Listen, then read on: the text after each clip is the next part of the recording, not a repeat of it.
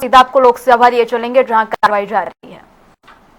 माननीय सदस्य अपने आप को भी इडियट समझे तो वो नहीं कह सकता, सदन के बाहर जाकर के कह सकता, हाउस में नहीं कह सकता।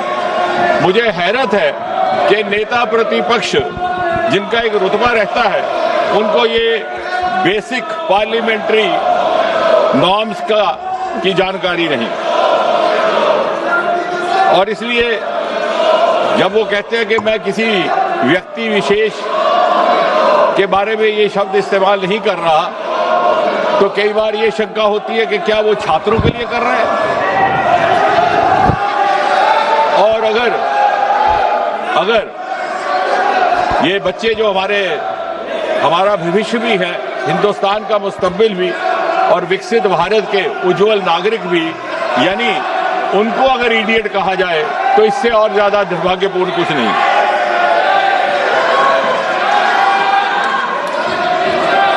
मुझे ये भी हैरानगी है कि नेता प्रतिपक्ष को सार्वजनिक जीवन और प्रशासनिक प्रणाली की जो बुनियादी बिंदु हैं उनकी जानकारी का भी अभाव है। सबसे पहली बात तो ये कि जब वो कहते हैं कि गृह मंत्री जी ने गोली चलाने का आदेश दिया और उसे ऑथेंटिकेट करने में नाकाम है, तो सबसे पहली बुनियादी बात कि कहीं भी गोली चलाने का आदेश कोई मंत्री नहीं देता, वो मैजिस्ट्रेट देता है, एसडीएम देता है, डीएम देता है। हम सब विधायक रहे हैं, सांसद रहे हैं, हमारे अनुभव में है। इसका अर्थ ये हुआ कि उन्हें सार्वजनिक जीवन का भी अनुभव में अभाव है। दूसरी बात, ये बार बार स्पष्ट किया गया कि गोली चली ही नहीं, अश्रु गैस, टीयर गैस का इस्तेमाल हुआ, लेकिन जब गोली चली ही नहीं तो आदेश देने का सवाल ही नहीं पैदा होता, और आदेश देने का अधिकार मैजिस्ट्रेट के पास रहता है, मंत्री के पास नहीं। फिर इन्होंने कहा कि गृह मंत्री जी के साथ 30 गाड़ियों का 30 व्हीकल्स कैवलकेड, शायद इनको गिनती करने में भी दिक्कत है। इन्होंने शायद वो कैवलकेड देखा ही नहीं कि 30 गाड़ियां कभी भी गृह मंत्री जी के साथ नहीं चलती। फिर इन्होंने ये भी कहा कि गृह मंत्री जी विदेश गए हुए थे। हम में से किसी की जानकारी में ऐसा नहीं, कहीं कोई प्रमाण नहीं, क्योंकि विदेश जाने का सवाल ही नहीं। गृह मंत्री जी कभी भी विदेश नहीं गए। तो यानी तथ्यों के बिना, सत्य के बिना गैर जिम्मेवारी से इस सदन में बात कह देना और फिर कह करके निकल जाना, यह किसी जिम्मेवार नेता और विशेषकर नेता प्रतिपक्ष का व्यवहार हो ही नहीं सकता। अब ये भी कहा गया, अब इन्होंने एक कहानी सुनाई, तो मैं भी एक कहानी सुनाना चाहता हूं, और ये कहानी है 21 जुलाई की। 21 जुलाई को नेता प्रतिपक्ष नामालूम क्या सोच करके और किस उम्मीद से जाकर के बैठ गए 7 LKM प्रधानमंत्री आवास के फाटक के बाहर। नामालूम क्या था मन में। अब मेरा विभाग ऐसा है जो शोध के साथ ताल्लुक रखता है। जब इस पर थोड़ा सा मंथन किया तो ये संभावना लगी कि शायद बहुत जमाने से इनको ये हसरत सता रही थी कि देश इनको प्रधानमंत्री चुने और 7 LKM में बिठाए। अब इनकी जब वो हसरत पूरी ना हुई तो निराशा और फ्रस्ट्रेशन से हताश होकर के वो प्रधानमंत्री आवास 7 LKM के दरवाजे पर जा बैठे। और फिर जब इनको बड़ी विनम्रता से समझाने का प्रयास किया गया कि ये आपको शोभा नहीं देता, तो इन्होंने कहा कि मुझे उठा लिया जाए। ना चाहते हुए भी जब पुलिस को इनसे ये निवेदन करना पड़ा कि आप हट जाइए, तो बड़े बेगैरत होकर के वहां से निकले।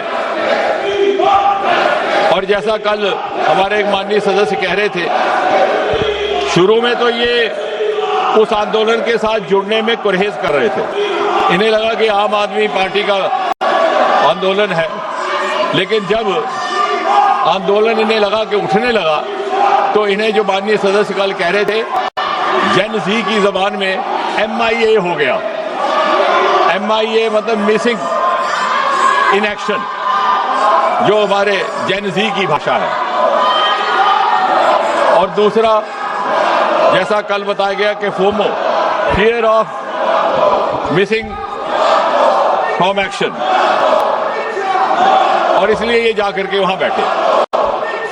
और फिर जब इन्हें उठाया गया तो जो इन्होंने दृश्य वहां पे दर्शाया अपने उठाए जाने का, तो क्या वो गालिब का शेर है कि बड़े बेगैरत होकर तेरे कूचे से हम निकले, बड़े बेआबरू होकर तेरे कूचे से हम निकले, बहुत निकले मेरे अरमान लेकिन फिर भी कम निकले। यानी वो जो दबे हुए अरमान है 7 एलके में जाकर के बसने के और नेता बनने के, वो ना मालूम किस किस प्रकार पिछले एक सप्ताह में जाहिर हुए। मैंने 40 से 45 हमारे वक्ता रहे, सबके सुझाव भी नोट किए, बड़े ध्यान से भी सुना। उसमें कुछ एक बातें ऐसी भी आई जो मुझे लगता है कि स्पष्ट करने लायक है। यहां पे ये बताया गया, हमारे कांग्रेस के नेता गगन गोगोई जी ने कहा कि मासूम बच्चों पर जुल्म सितम ढाया गया। शायद उन्हें ये मालूम नहीं कि utmost restraint was exercised and it was made sure that casualties don't happen. लेकिन मुझे लगा बाद में, जैसे मैंने कहा कि जब शोध किया तो ये लगा कि अपने अनुभव से बोल रहे थे, क्योंकि सन 1969 से लेकर के 1984 तक जो असम में ऑल इंडिया स्टूडेंट यूनियन का प्रदर्शन रहा, आंदोलन रहा, वो हमारा रिकॉर्ड बताता है कि 860 innocent people, most of them students had got killed. उस समय सरकार कांग्रेस की थी। तो इन्हें लगा कि जिस तरह से हम अपने जमाने में आंदोलन कर रहे विद्यार्थियों को कुचलने के लिए उन्हें मौत के घाट उतारते थे, शायद इन्होंने भी ऐसा किया हो। माननीय प्रियंका गांधी जी ने एक बड़ी रोचक बात की और ये सुनने लायक है। उनका कहना है कि 152 बार पेपर लीक हुआ। ये आंकड़ा कहां से मिला कोई प्रमाणित नहीं, कोई ऑथेंटिकेशन नहीं, लेकिन उससे भी अधिक दिलचस्प बात ये है, वो कहती हैं कि 150 papers leak, 150 times the paper leak happened which affected 750 crore children. I have verified this from the written script which was there in the parliament last night, where I wanted to actually check on myself. 150 paper leaks affecting 750 crore children, which means 7.5 billion. The entire population of the world is just about 8 billion. And you have 7.5 billion children in India. ना मालूम ये आंकड़ा कहां से आया। या तो ये मन गढ़ंत है, या तो ये इसमें शरारत है, और या फिर इसमें इग्नोरेंस है। उन्होंने कहा कि सन 2024 के बाद जब ये एक्ट लगा था कोई कार्रवाई नहीं हुई। शायद उन्होंने ये अध्ययन नहीं किया कि 52 FIR लग चुके हैं पिछले 2 वर्ष में जब से ये एक्ट बना, जिसमें से 29 है प्रिवेंशन ऑफ अनफेयर मीन्स और 23 है भारत संहिता के लिए। इसी तरह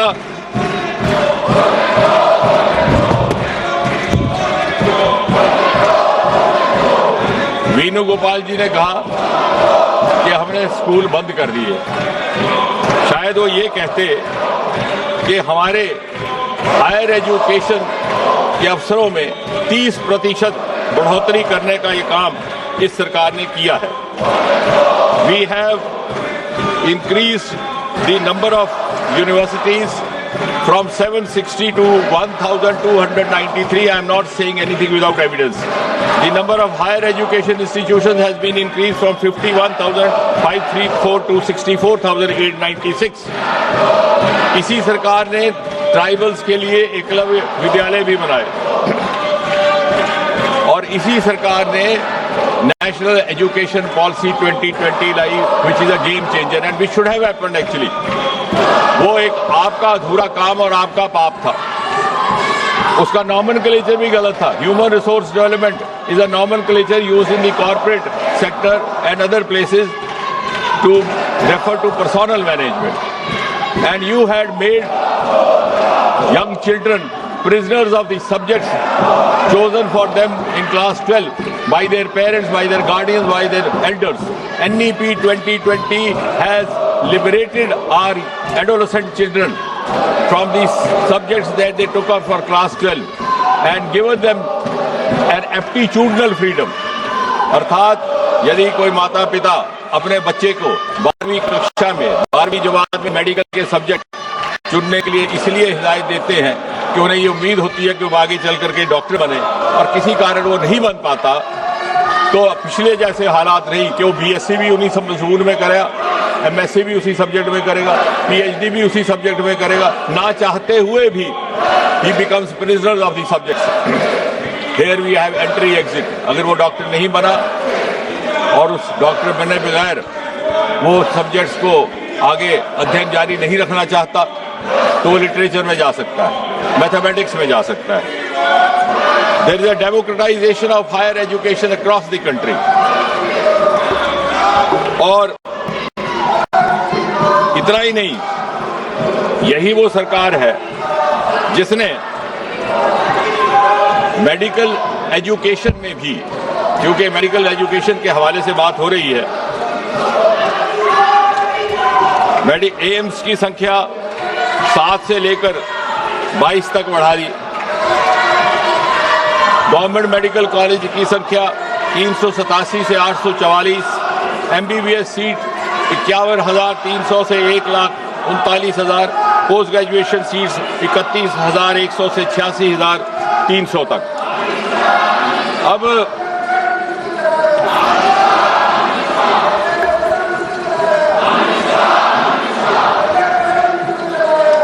मुझे तो चाहते तो हम ये थे कि इस बिल पर गंभीर चर्चा होती, क्योंकि जिस तरह से प्रधानमंत्री जी ने बड़ी संवेदनशीलता के साथ कार्रवाई की है. अभी हाल ही में जो पेपर लीकेज हुआ उसकी जानकारी 7 और 8 जुलाई की रात को आई. 12 तारीख को सीबीआई को सौंप दिया गया. तुरंत 13 व्यक्ति हिरासत में ले लिए गए. साथ ही साथ लगभग 92 लोकेशंस पर रेड किया गया और 12 तारीख को ही सीबीआई दिया. और मुझे कहते हुए तसल्ली है कि कल चार्जशीट फाइल हुआ और आज से वो ट्रायल भी शुरू हो गया इस नए कानून के तहत, जिसके अनुसार पूरा का पूरा फैसला 5 महीने में मुकम्मल हो जाएगा. पहले 2 महीने में इन्वेस्टिगेशन, इंटेरोगेशन और अगले 3 महीने में एंड इसलिए जब आप इसके अतिरिक्त अगर आप युवाओं की बात करते हैं तो इसके अतिरिक्त सरकारी नौकरी की मानसिकता से बाहर निकालने का काम और अन्य विकल्प भी इसी सरकार ने पैदा किए. जब आपने सरकार छोड़ी तो इस देश में स्टार्टअप की संख्या केवल 350 थी, आज बढ़कर के 2,30,000 से ऊपर हो गई. हम तीसरे दर्जे पर आप खड़े हो गए. और इसलिए बहुत समय ना लेता हुआ मैं सीधा इस बजट के विषय में थोड़ी एक बात करके अपनी बात को समाप्त करूंगा, क्योंकि आप इस समय आपका भी उस तरह का नहीं है.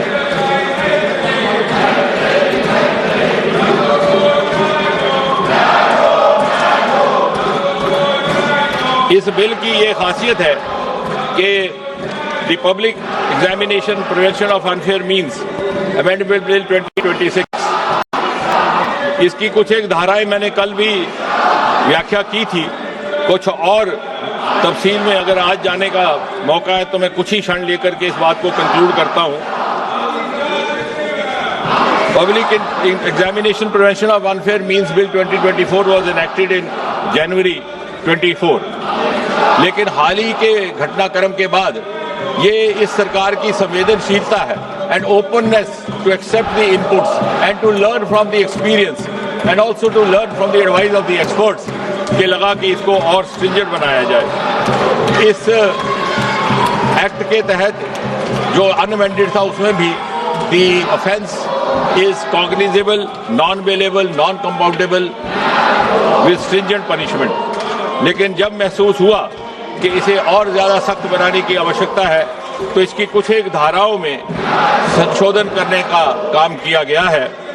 सेक्शन 1 और सबसेक्शन 1 ऑफ सेक्शन 10 पर्सन और person involve in malpractice, सरकार की अवधि थी 3 से 5 साल and fine up to 10 lakh, उसको बढ़ा करके 5 से 10 साल किया गया और जुर्माना 50 लाख। सर्विस प्रोवाइडर, जिसकी परिभाषा में कल दे चुका हूं इन माय इंट्रोडक्टरी रिमार्क्स, उनका फाइन था पहले 1 करोड़ तक, उसे बढ़ा करके 5 करोड़ कर दिया गया और उनको 4 साल के बजाय 8 साल तक कोई और एग्जाम कंडक्ट करने पर बाधित कर दिया गया। डायरेक्टर और मैनेजमेंट की सजा 3 साल से लेकर 10 साल से बढ़ा करके 5 साल से 10 साल तक कर दी गई। फाइन 1 करोड़ से बढ़ा करके 5 करोड़ तक कर दिया गया। और इसी तरह जो ऑर्गेनाइज्ड क्राइम है, बार बार कुछ एक सदस्यों ने उसका उल्लेख किया है, मैं उस पर भी वाजे कर दूं कि उसके लिए इम्प्रिजनमेंट 5 साल से 10 साल से बढ़ा करके 7 से 10 साल कर दी गई। Fine which was not less than 1 crore has been increase up to 10 crore. और इसलिए बहुत सारी यहाँ बातें की गई। मैं ये भी कहना चाहूंगा कि कोई भी बच्चा अगर सुसाइड करता है तो जितना आपको उसका खेद है उससे ज्यादा हमें है, लेकिन हमें आंकड़ों में ना उलझाइए। हालांकि किसी मृतक बच्चे के आंकड़े का व्याख्या करना कोई शोभा नहीं देता, लेकिन the rate of suicide related to paper leakage also has reduced over the last few years. यही कुछ एक बात कह करके मैं अपनी बात समाप्त करता हूं। प्रश्न ये कि श्री N.K. प्रेमचंद्रन द्वारा प्रस्तुत संशोधन 1 को स्वीकृत किया जाए।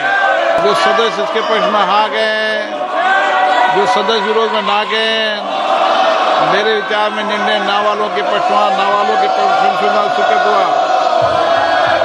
प्रश्न ये कि विधेयक पर विचार किया जाए। जो सदस्य के पक्ष में हाँ गए, जो सदस्य विरोध में ना गए, मेरे विचार में निर्णय हाँ वालों के पक्ष में, हाँ वालों के पक्ष में विधेयक पर विचार करने हेतु प्रस्ताव स्वीकृत किया गया। अब सभा विधेयक पर खंडवार विचार करेगी। निम्नलिखित मान्य सदस्यों के इस विधेयक पर विभिन्न खंडों में आए संशोधन हैं। श्री N.K. प्रेमचंदन, विशाल पाटिल, प्रोफेसर शौकत राय, डीन कोरिया, नीरज मौर्य, आनंद भदौरिया, श्याम कुमार बर्वे, के राधाकृष्णन, E.B. बिडन, लालजी वर्मा, राजेश रंजन, बेनी मेनन, शफी परमबिल, अजय कुमार सिन्हा, मनोज कुमार, शशिकांत सेंथिल, DM कतिर आनंद। मेरा अनुरोध है, अगर आप सब अपने अपने संशोधन प्रस्तुत करना चाहते हैं तो अपने अपने स्थान पर चले जाएं, तो मैं सभी खंडों के सभा के निर्णय के लिए एक साथ लेता हूं। जा रहे हैं आप? नो।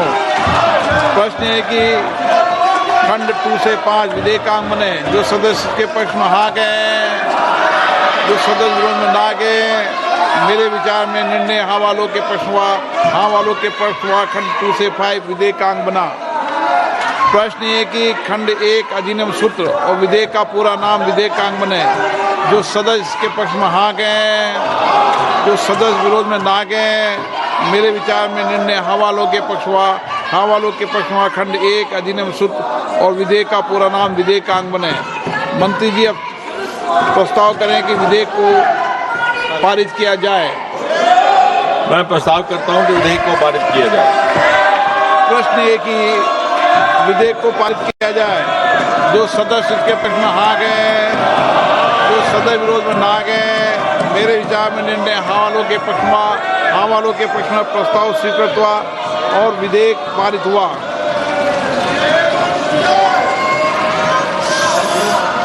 सभा की कार्रवाई कल गुरुवार दिनांक 30 जुलाई 2026 को 11 बजे तक के लिए स्थगित की जाती है।